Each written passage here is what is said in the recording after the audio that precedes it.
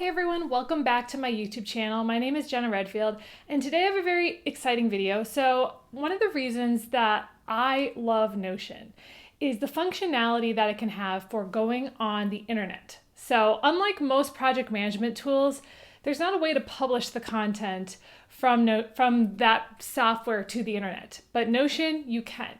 So today I'm going to be walking you through how to create a resource guide as well as an online directory. That's right, an online directory.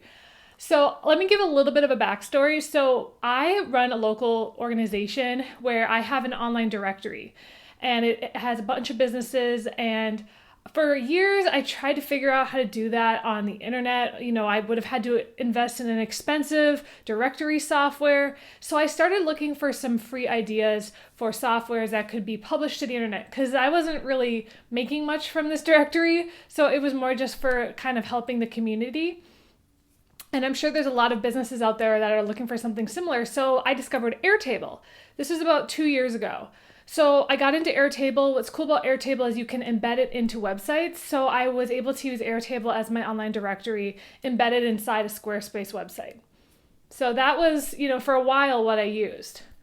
Then when I switched to Notion, I was like, dang it, there's no way to embed just like I could with Airtable. But recently I found a tool that can. So you now can embed Notion into websites, and I'll walk you through that. But I wanted to talk about why I use Notion as well for resource guides and resource libraries.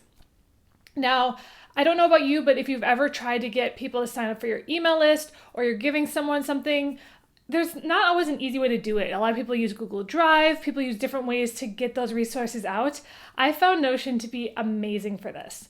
So I have created 3 different resource libraries. They're all available on my website. So if you want to see how they work, you can definitely download them. But this is a way that I've built up my email list for people that are specifically interested in a specific thing. I can walk through the whole process if you want of how I even set that up. But I wanted to talk today about how I set up Notion to be able, first of all, to be published to the internet, and then for my directory, how to be embedded into another website.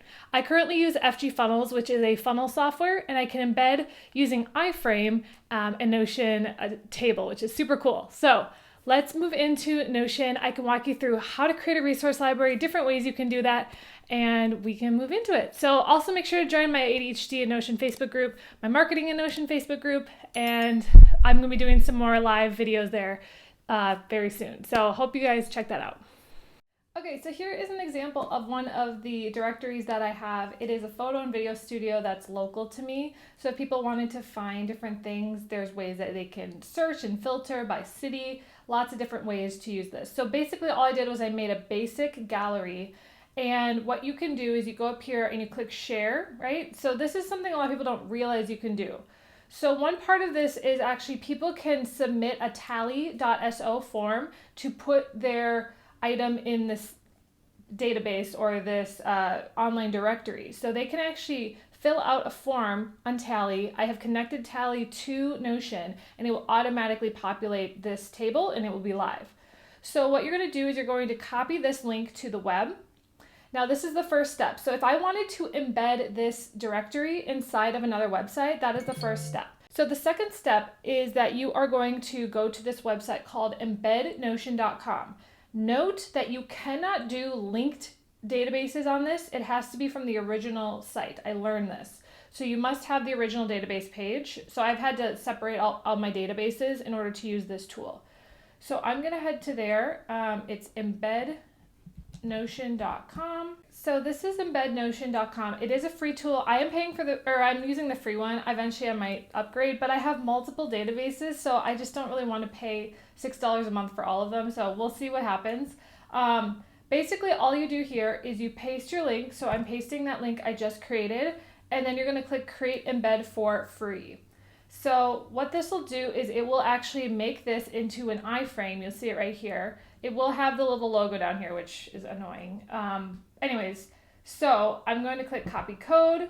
You can click free works for me. And that is how you do that. Now you're going to go to your website. I'm going to show you guys this on my website. I'll just kind of quickly show you how I did it. Okay, so when I get to the website page, what I'm going to do is I'm going to create a code block. So this, no matter what software you have, WordPress, Squarespace, whatever it is, you will have a code block option. So what I did was I went over here and I typed in custom JS HTML, which is code. So I've already had this, but what I do is I click open code editor, and then you're going to click Command V or whatever. And what it's going to do is it's going to create an iframe. So what an iframe means is that, and I'm going to delete this because I've already done that, this is a piece of code that fits inside of a website. So I want to show you guys what this looks like. So if I click the preview button right here, I'm going to save it. If I click the preview button, you will see now, it does take a second to load, but it is now within the website.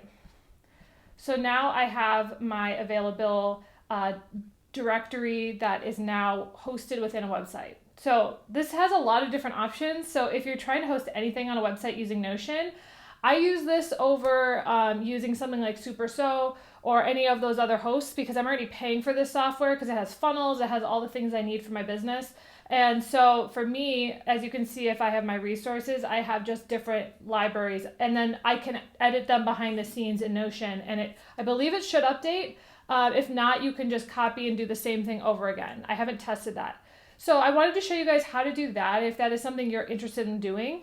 I will say that this is not quite as good as Airtable when it comes to embedding, but this is a great solution for that.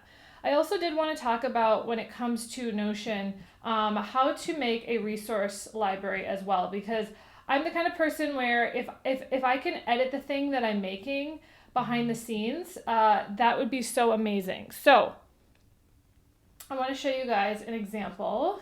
Okay, so this is a recent update to my Notion resource library. So what I did was I basically made a page in Notion that, again, if I click up here and click share, this is shareable as something that people can link to. So when people go to this, they can scroll down, and you've seen that I have recently updated this if you haven't been to it in the past. So I've recently changed it into a gallery view, and for the images, I've actually added custom images I've made in Canva. I think this is a lot more visually stunning than what I had before, which kind of looked almost all like this. So what's cool about this is it's in itself a gallery view of a database, but within the database, so let's just say, let's just find an example of Notion icons. You'll see within this is actually a link back to another database. It is a filtered view, and you can see I have a list of different great icon resources. Right here it has the link, and it's filtered. So if you go over to the filter, you can't change this because it's filtered for me. I believe, actually, you might be able to filter it. But again, that's after you are looking at it, because you're probably looking at it from the website, so you may not be able to filter it. But I have filtered this specifically so that you only see the icons that are part of that Notion favorite. So if you click here, you'll see all of the different things. Right now it's filtered, but all of these things link back to that database. So if I go into all of these, so you'll see I actually added this image as a cover image, and then added here the different links. So for me, this is how I have made my Notion resources page available to everyone. So when somebody signs up for the email list, not only does it automatically redirect to this page, but I also send out an automated email with the link so people can save it. Now, I do this instead of a PDF because it's able to be updated frequently by me. So if I find, for example, a new resource for Notion, I'll just add it here. And then if you go back to this link, it'll be automatically updated. When I was doing PDFs and even webinars as like free downloads or freebies, they would get out of date so fast that I was like, oh my gosh, I really just need to figure that out. So anyways, I just wanted to show you guys this specific thing that I've done. Again, if you just share this link, that is in and of itself a website, and I can show you guys what that looks like. So if I go into my Chrome, that's what it looks like. So you can duplicate this into your own Notion, so if you want to save the links, but it will only save the one that was the day that you uploaded it, that one. So any updates I make won't automatically get updated because you only duplicated that day's version of this document. Because again, it's a live working document that gets updates. So if you want to, you can go back now and sign up for it again, and you will see everything I believe, yeah. So that's really what it looks like. There's some more information about me. But this is something I've started doing and it has really done well. I've gotten quite a few email signups for this document, and so that's really helped me grow my email list. I haven't really sent out many emails on my email list, but eventually if I launch more things and people that are interested in Notion stuff, I have their email. So you can actually sign up below and see how this works in action. But yeah, so I thought this was helpful for you guys because if you're ever making like a resource guide or a directory, these are two ways to do that. Anyways, I'll talk to you guys next week.